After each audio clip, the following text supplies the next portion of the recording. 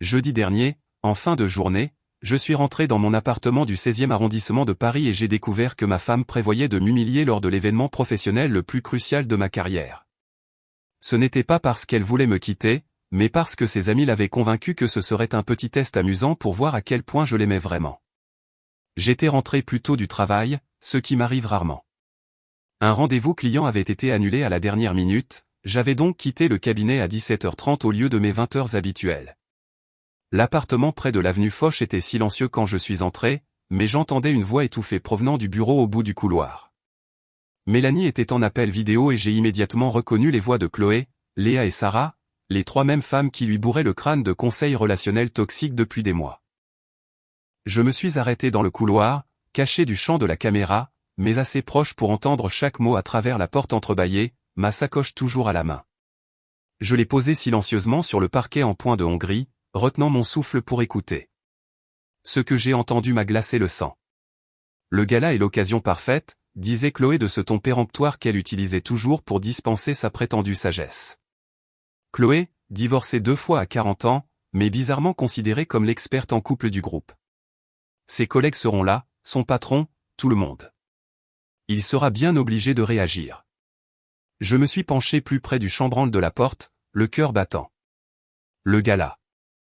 Elle parlait de la soirée de bienfaisance au Cercle de l'Union Interalliée mardi prochain, le plus gros événement annuel du cabinet, là où Monsieur de Rochefort, l'associé principal qui contrôlait mon évolution de carrière, observerait mes moindres faits et gestes. Et si je me trompais sur son indisponibilité émotionnelle, a demandé Mélanie, l'incertitude perçant dans sa voix. Ma chérie, quand est-ce qu'il t'a dit qu'il t'aimait pour la dernière fois sans que tu ne le dises en premier? C'était Léa, fraîchement fiancée et passant son temps à tester son propre futur mari. Il y a eu un silence. Je ne sais plus exactement, a balbutié Mélanie. Puis Sarah, la célibataire qui se sentait qualifiée pour donner des leçons de mariage, a enchaîné, ce test va te montrer qui il est vraiment. J'ai contracté la mâchoire en comprenant l'ampleur de leur plan. Elle coachait Mélanie pour qu'elle mette en scène une rupture émotionnelle en plein gala caritatif. Le cercle, 200 invités, de Rochefort présents, ainsi que Catherine Leroy-Beaulieu et 3 de nos plus gros clients. Mélanie devait m'accuser publiquement d'être émotionnellement distant, me forçant à faire un grand geste romantique devant tout le monde. Les hommes comme Julien ont besoin d'une pression publique pour montrer leurs émotions, continuait Chloé. Il tient trop à sa réputation pour simplement partir devant tout le monde. Fais-moi confiance, mon fiancé a pleuré et m'a presque redemandé en mariage quand j'ai fait ça à leur fête d'entreprise, a ajouté Léa en riant. C'était tellement romantique. Et s'il était juste d'accord, a demandé Mélanie tout bas. S'il ne se battait pas pour moi. Il ne le fera pas en public, l'a assuré Chloé. Rends ça dramatique mais sérieux. Dis-lui que tu as réfléchi et que tu n'es plus sûre d'être heureuse. Utilise le mot déçu. Les hommes détestent ce mot. J'ai entendu Mélanie soupirer profondément. Quand est-ce que je devrais le faire exactement? Entre le dîner et le bal, a répondu Sarah. Quand les gens circulent mais avant que tout le monde soit trop éméché pour s'en souvenir. Maximum de témoins, maximum de pression. Mes poings se sont serrés. Ces femmes traitaient mon mariage comme une expérience sociale, mais le plus choquant était que Mélanie les écoutait. Documente tout, a ajouté Chloé. Je veux voir sa tête quand tu lâcheras la bombe. Elles ont tout ri. J'en avais assez entendu. J'ai reculé doucement, j'ai repris ma sacoche et je suis ressorti par la porte d'entrée, l'esprit en ébullition. Une partie de moi voulait entrer et les confronter immédiatement, mais une idée plus subtile germait. Si Mélanie voulait jouer avec notre mariage devant 200 personnes, elle allait apprendre une leçon fondamentale sur son mari. Je n'étais pas le genre d'homme à supplier. Je n'allais pas danser comme une marionnette pour le divertissement de ses amis, et je n'allais certainement pas laisser 3 conseillères amateurs détruire tout ce pourquoi j'avais travaillé au cabinet. J'ai repris ma voiture et j'ai fait le tour du quartier pour réfléchir. Quand je suis revenu 20 minutes plus tard, ses amis s'étaient déconnectés et elle était dans la cuisine en train de préparer le dîner comme si de rien n'était. « Tiens mon chéri, tu es tôt », m'a-t-elle dit en embrassant ma joue avec une affection que je savais désormais totalement feinte. « Pas trop de bouchons aujourd'hui », ai-je répondu en observant son visage. Elle semblait nerveuse, triturant son torchon. Pendant le dîner, elle était inhabituellement silencieuse, répétant mentalement le script que ses amis lui avaient donné. J'ai mangé calmement, parlant du travail, de la météo, de banalité. Mais intérieurement, je préparais ma riposte. Cette nuit-là, elle était agitée à côté de moi. J'entendais presque les rouages de son cerveau tourner, se demandant probablement si elle devait aller jusqu'au bout. Je savais qu'elle le ferait. La graine était plantée et des femmes comme Chloé ne lâchent pas leur proie facilement. Mais ce que Mélanie et ses psychologues de comptoir ne comprenaient pas, c'est que je ne joue pas avec les gens que j'aime, et je ne tolère pas qu'on joue avec moi. Si elle voulait tester ma volonté de me battre pour notre couple en public, elle allait découvrir que je n'agis pas sur commande. Le week-end est arrivé, et avec lui, la culpabilité de Mélanie. Vendredi matin, elle était plus affectueuse que d'habitude, préparant mon café exactement comme je l'aime, s'enquérant de ma journée avec un intérêt exagéré. Un comportement de compensation classique, comme j'en avais vu 1000 fois en négociation. Elle a mentionné le gala au moins 5 fois pendant le petit déjeuner. Qu'est-ce que tu vas porter? Qui sera là exactement? C'est smoking ou juste costume sombre? Tu penses qu'on finira tard? Chaque question sonnait comme une collecte d'informations pour son opération. C'est important, lui ai-je dit calmement quand elle m'a demandé pour la 3e fois si c'était vraiment un si gros événement. Monsieur de Rochefort sera là. C'est l'associé senior qui a le dernier mot sur ma promotion comme associé. Catherine Leroy-Beaulieu aussi, l'associée gérante. Et Thomas Whitmore, le client dont je gère le compte toute l'année. Ses yeux se sont agrandis. Bien, elle commençait à comprendre les enjeux, mais pas assez pour reculer apparemment. Vendredi soir, elle est allée à ce qu'elle appelait son « club de lecture », mais qui était en réalité une autre séance de stratégie avec Chloé et sa bande dans un bar à vin du quartier de l'Europe. Je ne l'ai pas suivi, je n'ai pas ce tempérament, mais j'ai surveillé l'heure. Parti à 18h, revenu à 21h30. 3h30 pour discuter d'un livre, bien sûr. À son retour, elle était excitée mais anxieuse, vérifiant son téléphone sans arrêt. Je lisais au salon et je l'observais par-dessus mon livre. Elle a sursauté en me voyant. C'était bien ce club de lecture, ai-je demandé. Oh, oui, on lit un nouveau thriller, très prenant. C'était une piètre menteuse, elle ne se souvenait même pas du titre du livre. Plus tard, je l'ai entendu envoyer des messages depuis la salle de bain, le clic caractéristique des touches et le petit bruit d'envoi. Mélanie n'emmenait jamais son téléphone dans la salle de bain, c'était nouveau. Samedi, elle a suggéré d'aller au musée d'Orsay, ce qui était inhabituel. Nous y étions allés 2 fois en 4 ans de mariage. Elle n'était pas passionnée d'art, mais semblait désespérée de faire quelque chose de normal, de faire couple, peut-être pour apaiser sa conscience. Nous avons parcouru les galeries et elle prenait des photos constamment, pas de l'art, mais de nous. Des selfies avec des peintures en arrière-plan, des photos de moi regardant des sculptures. C'était une mise en scène, comme si elle documentait les preuves de notre relation avant d'essayer de la faire exploser. À un moment, j'ai fait semblant d'être absorbé par un Monet pendant qu'elle s'éloignait pour un appel. J'étais assez proche pour l'entendre chuchoter, mardi est toujours maintenu. Je ne recule pas. Oui, je suis sûr. Ma mâchoire s'est crispée, mais mon expression est restée neutre, étudiant le tableau comme s'il était la chose la plus fascinante au monde. Dimanche fut la dernière séance de coaching, un brunch avec les filles. Elle est revenue à 15h15, l'air à la fois déterminé et terrifié. J'ai passé ma soirée de dimanche à faire des recherches, ce que je fais rarement hors du travail. J'ai récupéré le plan du cercle de l'Union interalliée, identifié les lignes de vue, noté l'emplacement des tables principales. J'ai fait la liste des présents, les de Rochefort, Catherine Leroy-Beaulieu, Thomas Whitmore. Et bien sûr, Chloé, Léa et Sarah. Mélanie avait mentionné des semaines auparavant qu'elle les avait invités comme ses convives, je comprenais enfin pourquoi. J'ai appelé mon frère Benoît à Lyon, lui aussi avocat, le seul en qui j'avais une confiance totale. « Tu vas vraiment la laisser faire ?» a-t-il demandé après mes explications. « Je vais la laisser apprendre une leçon qu'elle n'oubliera jamais. Chloé et ses amis ne comprennent pas les hommes comme moi. On ne performe pas sur commande. Qu'est-ce que tu vas faire? Quelque chose qu'elles n'attendent pas. Je vais traiter sa fausse rupture exactement comme une affaire privée légitime qui doit être discutée à la maison. » Benoît a ri. « Tu vas la faire passer pour une folle. C'est elle qui va se mettre dans cette position tout seul, ai-je rectifié. Je ne vais simplement pas jouer le rôle qu'elles ont écrit pour moi. » Le lundi s'est passé dans une normalité tendue. Travail, message poli, dîner silencieux. Le calme avant la tempête. Mardi est arrivé. Je suis allé au bureau, j'ai géré mes dossiers, je me suis préparé. Mélanie m'a envoyé 3 messages pour l'heure de mon retour et ma tenue. À 17h, je suis rentré me changer.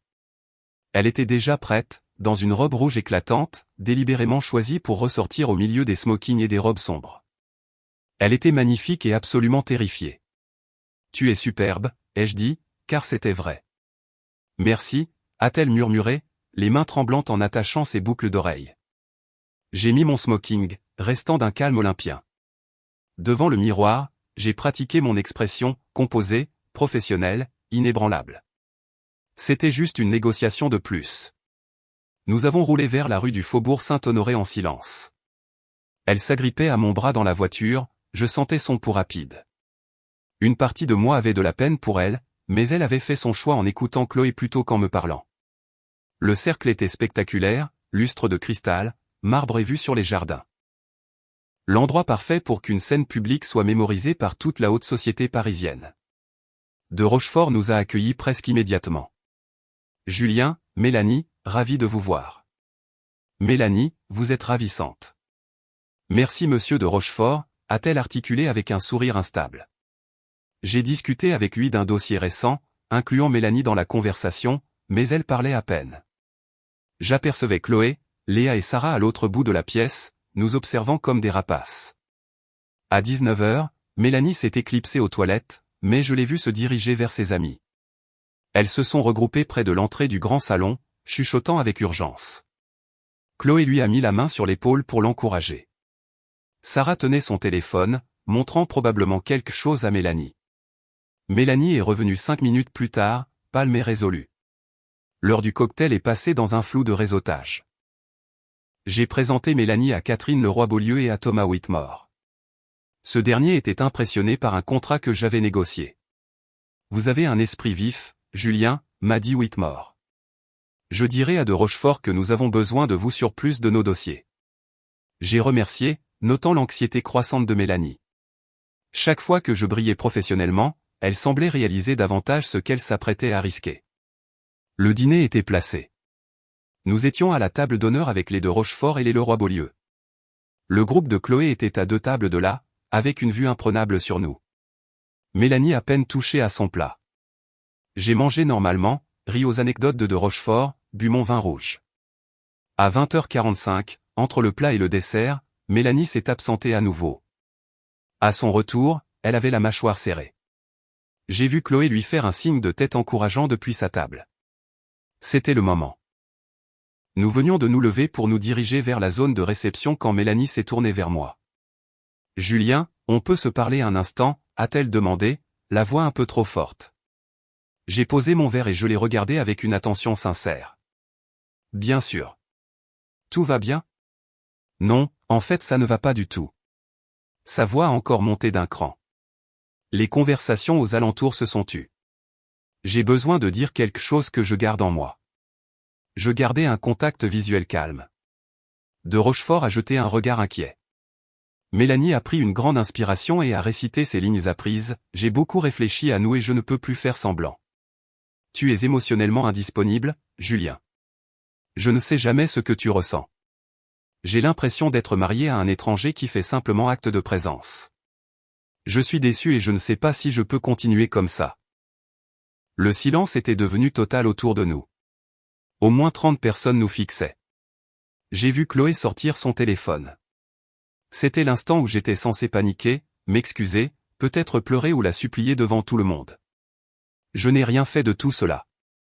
À la place, j'ai pris une inspiration lente et délibérée, j'ai posé ma serviette sur la table avec une précision chirurgicale, je me suis redressé et ma voix est restée mesurée et professionnelle.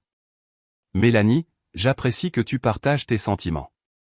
Ce sont des préoccupations sérieuses concernant notre mariage. J'ai marqué une pause. Cependant, ce n'est pas le lieu approprié pour cette conversation. Nous devrions en discuter en privé à la maison ce soir, là où nous pourrons y accorder toute l'attention nécessaire. Je suis sûr que nos amis et collègues conviendront que les problèmes conjugaux se règlent dans l'intimité. Son visage s'est décomposé. Ce n'était pas dans le script ? Autour de nous, l'interprétation de la scène se figeait en temps réel. De Rochefort a hoché la tête, approuvant ma gestion d'une situation difficile. Catherine Leroy-Beaulieu me regardait avec une sympathie évidente, mais pour moi, pas pour Mélanie. Mais j'ai besoin que tu m'écoutes maintenant. C'est important, a-t-elle tenté de reprendre. Je comprends que ce soit important, ai-je répété, imperturbable. C'est précisément pour cela que nous devons en parler correctement, en privé. Je te respecte trop pour transformer cette discussion en spectacle. Je me suis levé et lui ai proposé mon bras. Veuillez nous excuser, monsieur de Rochefort. Nous allons nous retirer un instant. Mais Mélanie n'a pas pris mon bras. Elle s'est reculée et a crié presque, ne sois pas condescendant. Je suis sérieuse. À cet instant, le sort en était jeté. Les visages autour de nous affichaient de l'inquiétude et de la pitié, mais pour moi. Catherine Leroy-Beaulieu s'est levée. Je peux peut-être aider? Mélanie, ma chère, voulez-vous venir vous rafraîchir au salon des dames? Je peux vous accompagner. Non, a dit Mélanie, la voix brisée. Je dois partir. L'intervention de Catherine avait scellé le récit, tout le monde pensait désormais que Mélanie faisait une crise de nerfs et que je gérais cela avec une dignité remarquable. Ces accusations passaient pour les divagations d'une femme sous pression, exactement l'inverse de ce que Chloé avait prévu. J'ai vu Mélanie réaliser ce qui se passait.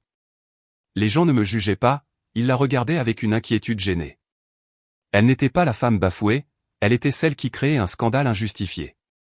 Des larmes ont coulé sur ses joues, des vraies cette fois. Tu t'en fiches, n'est-ce pas? Mélanie, je m'en soucie énormément. C'est pour ça que je demande qu'on sorte discuter. Je ne vais pas débattre de notre mariage devant 200 personnes. Ce ne serait juste ni pour toi, ni pour moi, ni pour les invités de cette soirée caritative. J'ai tendu la main. S'il te plaît, partons parler. Elle a regardé ma main comme un piège, puis a cherché Chloé du regard qui lui faisait signe de continuer. Mais Mélanie n'avait plus de texte. Elle s'est retournée et a marché vers la sortie, humiliée, bousculant ses amis sans un mot. Je l'ai regardée partir, puis je me suis tourné vers la table. Je vous présente mes excuses pour cette interruption. S'il vous plaît, continuez à profiter de la soirée. Je dois aller voir comment elle va. De Rochefort m'a serré l'épaule.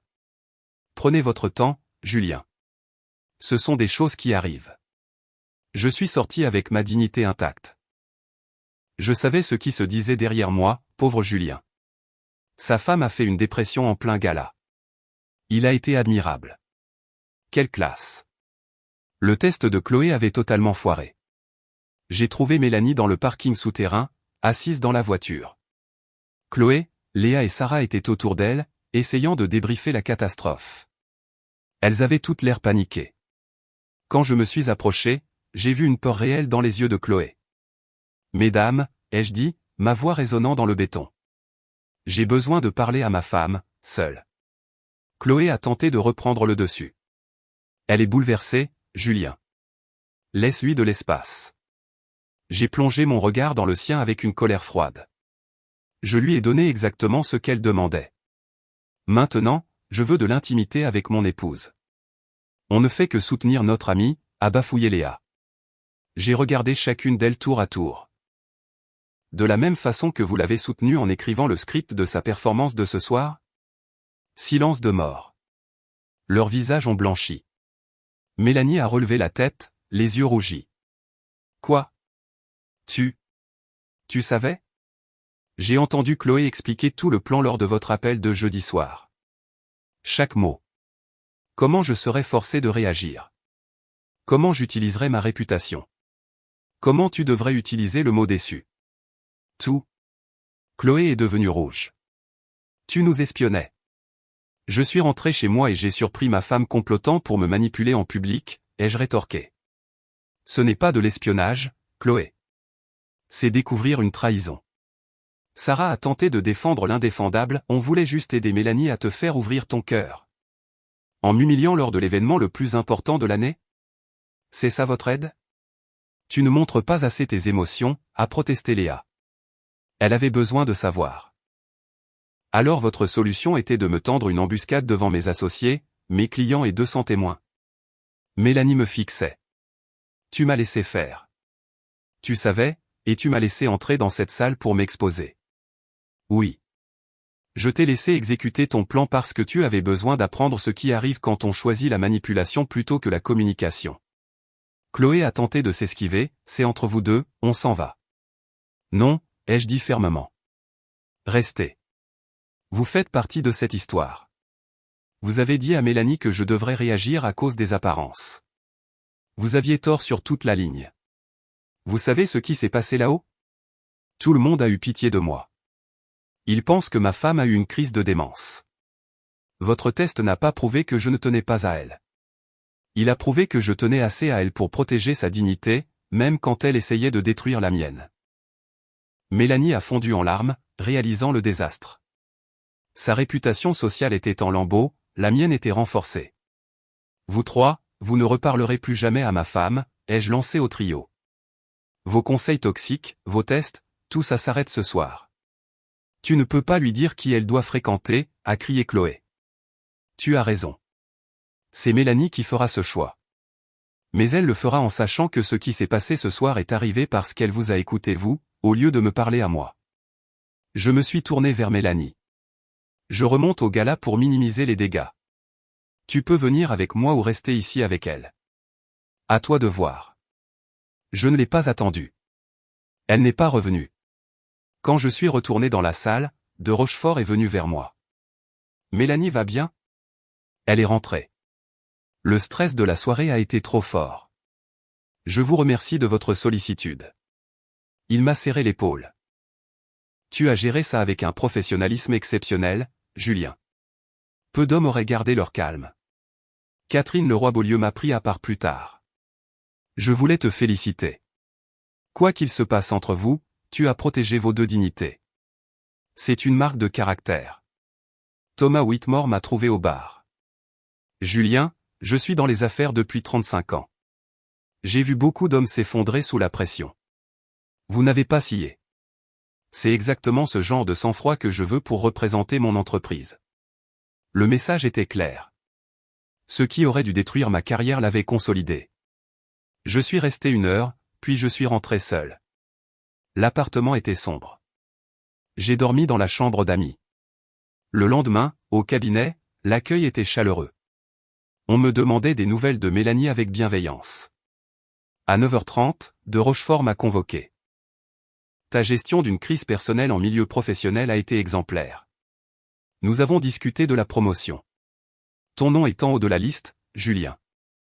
Le cabinet voit un futur pour toi ici. Mercredi soir, je suis rentré et l'appartement était d'une propreté clinique, signe d'une activité nerveuse intense. Mélanie avait les yeux rouges. Son téléphone vibrait sans cesse des messages de Chloé. On doit parler de hier soir, a-t-elle dit. Elle semblait petite, vaincue. Oui. Je me suis assis à la table de la cuisine, gardant une distance. Je suis désolé. J'ai été stupide. Je n'aurais jamais dû les écouter. Le problème n'est pas que tu les aies écoutés, ai-je dit doucement mais fermement. Le problème est que tu ne m'as pas parlé. Si tu me trouvais distant, on aurait pu aller voir un thérapeute. Tu as choisi de me manipuler devant les gens les plus importants de ma vie professionnelle. Je voulais juste savoir si tu m'aimais vraiment. Tu voulais que je performe. Il y a une différence. Tu voulais une preuve qui satisfasse les attentes de tes amis pour leur groupe WhatsApp. Mardi soir a prouvé que tu ne me connais pas. Tu pensais que j'allais paniquer. Tu pensais que je privilégierais ma réputation sur ta dignité. J'ai fait l'inverse. J'aurais pu dire à tout le monde que c'était une mise en scène, je t'aurais humilié. Je ne l'ai pas fait parce que, malgré ta trahison, je t'ai protégé. Ses larmes étaient enfin empreintes de remords. Voici ce qui va se passer, ai-je continué. Premièrement, tu coupes tout contact avec Chloé, Léa et Sarah. Définitivement. Elles ont traité notre mariage comme une télé-réalité. Deuxièmement, on va voir un vrai conseiller conjugal. Troisièmement, tu vas devoir regagner ma confiance par l'honnêteté, pas par des gestes théâtraux. Et quatrièmement, tu vas appeler Chloé maintenant, devant moi, pour lui dire que c'est fini. Mélanie a tremblé, a pris son téléphone et a mis le haut-parleur. Allô Mélanie. Tu vas bien? J'étais si inquiète. A lancé Chloé. Chloé, je t'appelle pour te dire que nous ne pouvons plus être amis. Quoi? Pourquoi? À cause de Julien? Parce que tu m'as convaincu de manipuler mon mari. Tu m'as dit qu'il serait forcé de réagir en public, tu avais tort. Tes conseils ont failli détruire mon mariage. Tu n'es pas mon ami, tu es toxique. C'est fini. Elle a raccroché et a bloqué les 3 numéros sous mes yeux. C'était courageux, ai-je dit. 3 mois plus tard, nous fêtions ma promotion au Fouquet's. Mélanie avait l'air sincèrement heureuse. Je suis fier de toi, m'a-t-elle dit. On a réussi, ai-je répondu. Tu as fait un gros travail en thérapie aussi.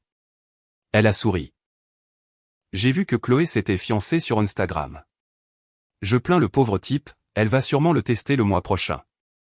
J'ai ri. Probablement. Tu sais, a-t-elle ajouté, le pire ce soir-là, ce n'était pas l'embarras. C'était de réaliser que j'étais devenu quelqu'un capable de te trahir pour l'approbation de gens qui ne comptent pas. Maintenant, je connais la différence entre des amis et des gens qui cherchent le drame. Et moi j'apprends qu'être calme ne veut pas dire être absent, ai-je admis. Elle a pris ma main. Est-ce que tu m'aimes? Oui. Chaque jour, même les pires. Son téléphone a vibré. Léa essayait de la joindre avec un nouveau numéro. Mélanie a bloqué le contact sans même hésiter. Le gala avait été un désastre pour son plan, mais une révélation pour notre couple. Je n'avais pas besoin de pression publique pour montrer mon attachement. Je n'avais pas joué le rôle écrit par Chloé. J'étais resté moi-même, protecteur, stratégique et digne.